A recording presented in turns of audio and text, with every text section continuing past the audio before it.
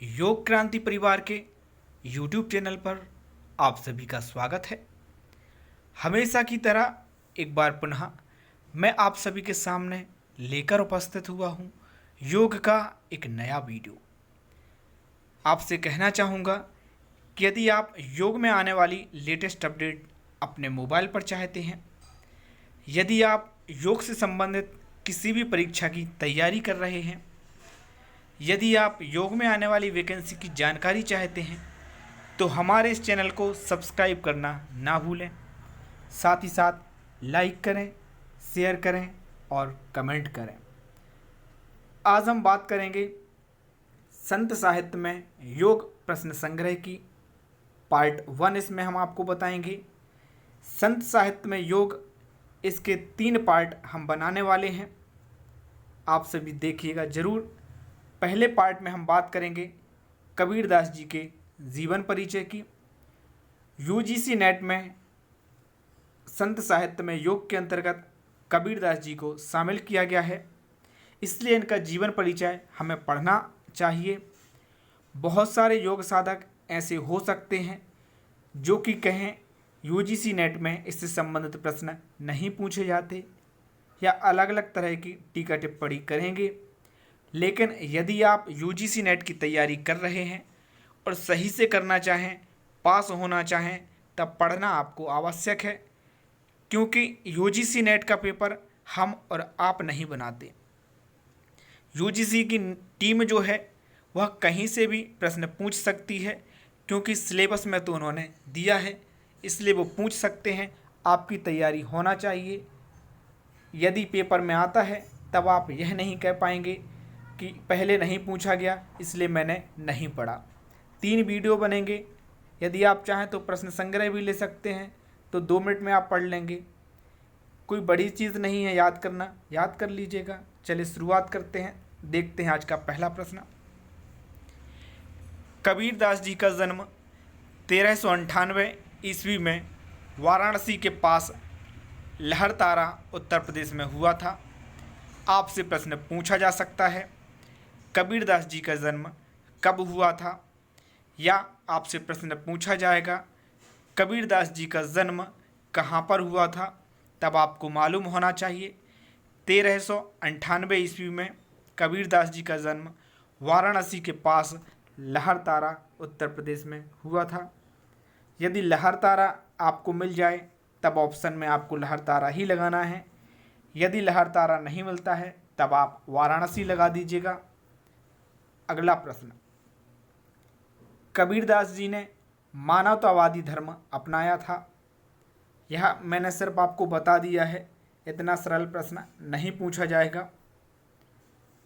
अगला प्रश्न। कबीरदास जी भक्ति काल के निर्गुण धारा के प्रतिनिधि कवि थे। वे अपनी बात को साफ एवं 2 टूक शब्दों में प्रभावी ढंग से कहते थे। इतना ही याद रखना है कि भक्ति काल के निर्गुण धारा के प्रतिनिधि कवि थे और अपनी जो बात है उसको सीधे रख देते थे। कोई घुमा फिरा के रखने वाला काम यहाँ पर नहीं था। आज का चौथा प्रश्न। कबीरदास जी को हजारी प्रसाद द्विवेदी जी ने वाणी का डिक्टेटर कहा है। यह प्रश्न बहुत ही ज़्यादा आईएमपी है, आप याद रख लीजिएगा। चाहें तो नोट कर लीजिए, पीडीएफ लेना चाहें तो पीडीएफ ले लीजिए। बाकी आपको कैसे भी है याद रखना है। चाहे तो वीडियो बार बार सुन के याद रखें। यह प्रश्न पूछा जा सकता है, बहुत ही ज़्यादा संभावना है इस प्रश्न के आने की। कबीरदास जी को हजारी प्रसाद द्विवेदी जी जो थे उन्होंने वाणी का डिक्टेटर कहा था। वाणी के डिक्टेटर नाम की उपाधि से इनको सम्मानित किया था। यह प्रश्न आने की बहुत ज़्यादा संभावना है, बार बार मैं कह रहा हूँ, इसको आप नोट कर लीजिएगा। अगला प्रश्न। कबीरदास जी ने अपनी विभिन्न कविताओं में खुद को काशी का जुलाहा कहा था। तो ये भी आपको याद रखना है कि कबीरदास जी ने अपनी विभिन्न जो कविताएं लिखी उनमें खुद को क्या कहते थे, काशी का जुलाहा कहते थे। अगला प्रश्न। कबीरदास जी की रचनाओं में नाथों, सिद्धों और सूफी संतों की बातों का प्रभाव मिलता है। यह प्रश्न आपसे पूछा जा सकता है कि कबीरदास जी की रचनाओं में किनका प्रभाव मिलता है। आपको आंसर आना चाहिए कि कबीरदास जी की रचनाओं में नाथों का, सिद्धों का और सूफी संतों की बातों का प्रभाव मिलता है। अगला प्रश्न, कबीरदास जी कर्मकांड और वेद विचार के विरोधी थे तथा जाति भेद, वर्ण भेद तथा संप्रदाय भेद के स्थान पर प्रेम, सद्भावना और समानता का समर्थन करते थे। आपने पढ़ ही लिया होगा।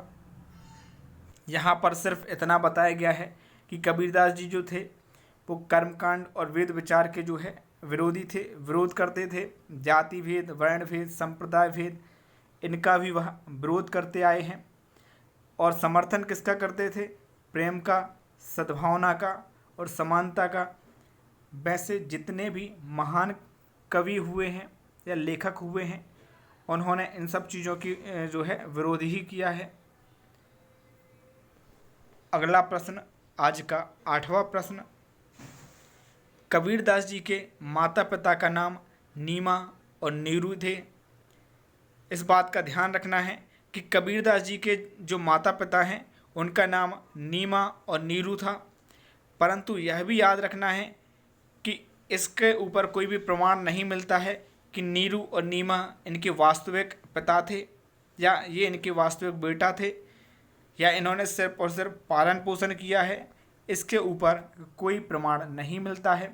लेकिन अगर आपसे प्रश्न पूछा जा सकता है कि कबीरदास जी के माता एवं पिता का नाम क्या था, तब आपको आंसर यही लगाना है।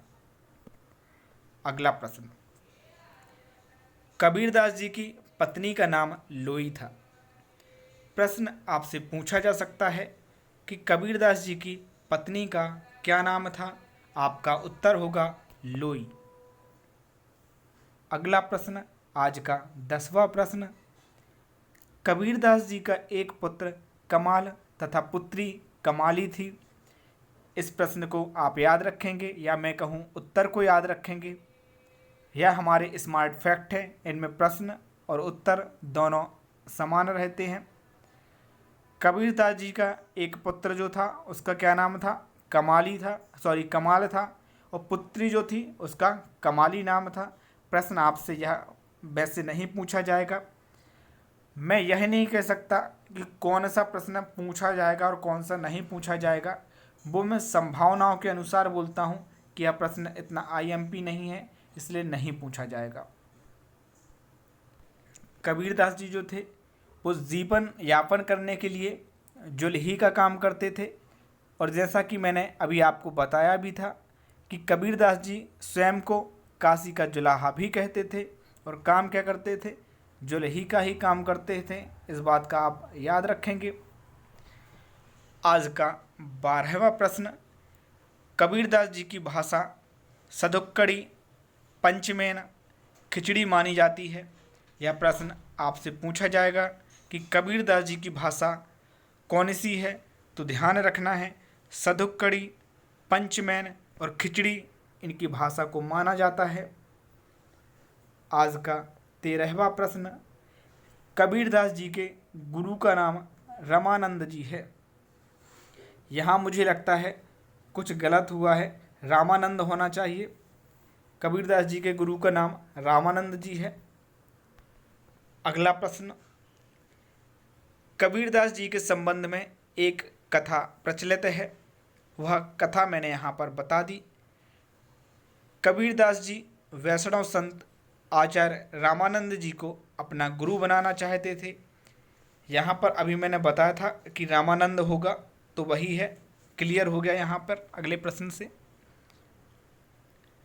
लेकिन उन्होंने कबीरदास जी को अपना शिष्य बनाने से मना कर दिया।